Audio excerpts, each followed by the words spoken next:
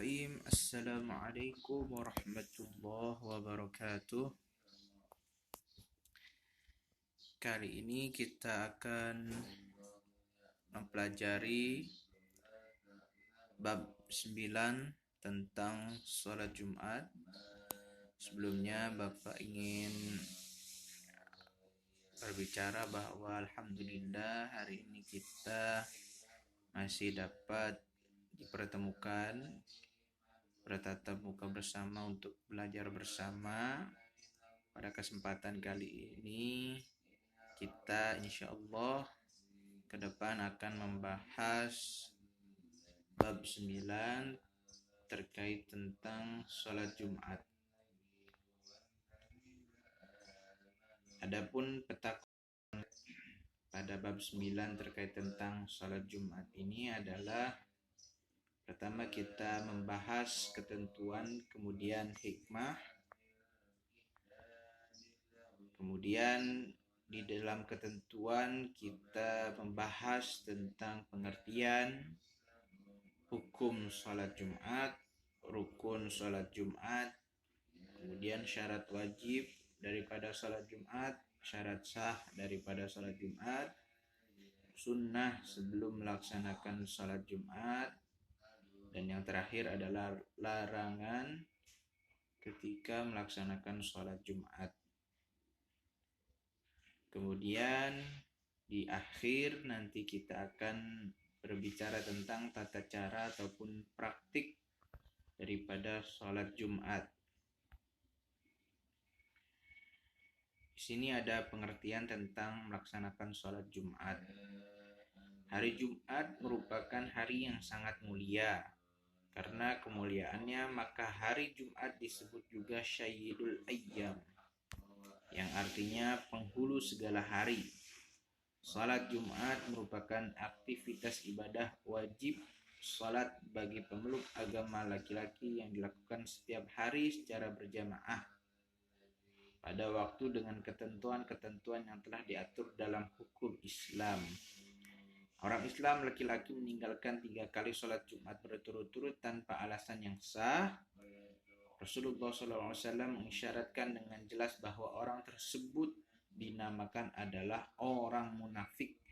Juga beliau menggunakan istilah Allah menutupi hatinya dan lalai bagi yang meninggalkan sholat Jumat secara sengaja dan 3 kali berturut-turut.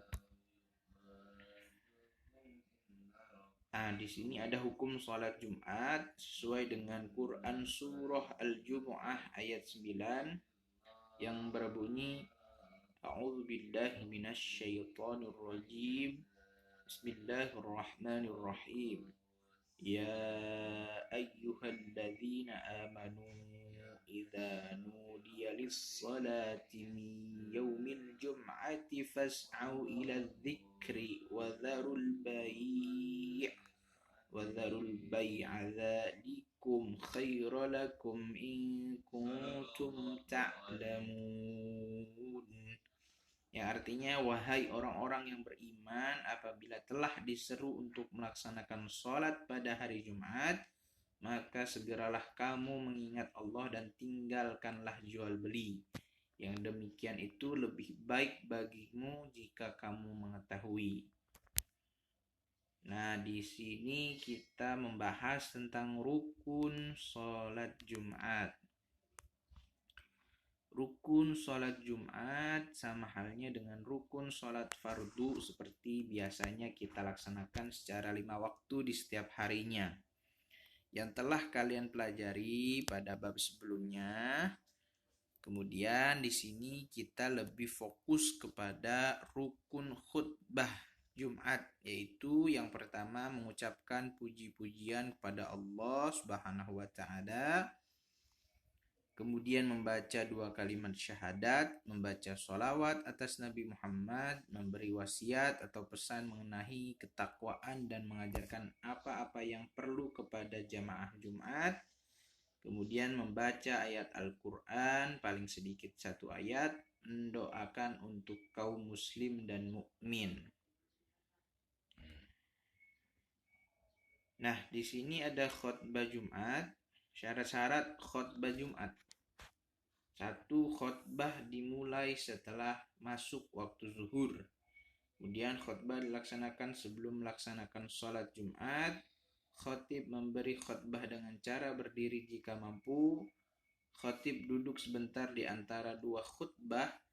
Khutbah diucapkan dengan suara keras. Khatib dalam keadaan suci dari hadas dan najis. Khatib menutup aurat. Di sini sunnah khutbah Jumat. Yang pertama, khutbah disampaikan di atas mimbar. Khatib memberi salam. Khatib hendak duduk di mimbar setelah salam ketika azan dikumandangkan. Khutbah disampaikan dengan kalimat yang fasih, terang dan mudah dipahami. Khatib menghadap ke jamaah Jumat, mengurutkan 3 makna khutbah: puji-pujian pada Allah, syahadat, dan salawat, serta wasihat atau nasihat kepada para jamaah. Kemudian sholat Jumat. Ini sunnah-sunnah sebelum melaksanakan sholat Jumat. Kita biasa mandi sebelum pergi ke masjid sebelum melaksanakan sholat Jumat. Kemudian memakai pakaian yang bagus, lebih utama yang berwarna putih. Memakai wangi-wangian, memotong kuku, menggunting kumis, dan menyisir rambut. Bersegera pergi ke masjid, menempatkan diri di saf paling depan, melaksanakan sholat tahiyatul masjid terlebih dahulu, memperbanyak zikir, sholawat, membaca Al-Quran, dan juga bisa sholat sunnah sebelum khutbah. Ada pula larangan dalam sholat Jumat. Ketika kita sholat Jumat, dilarang untuk bercakap-cakap, apalagi bercanda. Kemudian datang ke masjid setelah iqamah itu dilarang. Karena rukun sholat Jumat itu telah masuk ketika khatib naik ke atas mimbar di saat khutbah yang pertama. Kemudian di sini menegur orang dengan bersuara tidak boleh. Membaca Al-Quran ketika khatib berkhutbah tidak boleh. Membaca buku ketika khatib berkhutbah. Tidak menyimak apa-apa yang disampaikan khatib. Nah, di sini kita bisa memahami hikmah ketika melaksanakan sholat Jumat. Di antaranya mengharap ridho dari Allah sebagai bentuk pengabdian daripada hambanya, meningkatkan keimanan dan ketakwaan kepada Allah, sarana komunikasi antara umat Islam, memuliakan hari Jumat, menambah wawasan, melatih disiplin, menjalin ukhuwah Islamiyah, kemudian untuk menunjukkan bahwa tidak ada perbedaan antara sesama manusia. Yang terakhir, terwujudnya solidaritas dan kepedulian sesama umat muslim. Nah, kemudian halangan sholat Jumat. Kita dapat berhalangan apabila dikatakan 1. Sakit keras hingga tidak mampu melaksanakan sholat Jumat. Kemudian musafir ketika kita sedang berada di perjalanan yang jauh. Kemudian karena hujan lebat, dan kemudian yang terakhir angin kencang, banjir, atau cuaca sangat panas seperti di padang pasir. Itu kita boleh untuk tidak melaksanakan sholat Jumat, tetapi tetap melaksanakan sholat zuhur. Nah, di sini ada praktik sholat Jumat seperti yang tadi di slide sebelumnya kita telah diterangkan tentang pengertian, syarat, rukun, hikmah, dan amalan-amalan sebelum melaksanakan sholat Jumat. Yang pertama di sini kita akan melihat bagan amalan-amalan sunnah Jumat.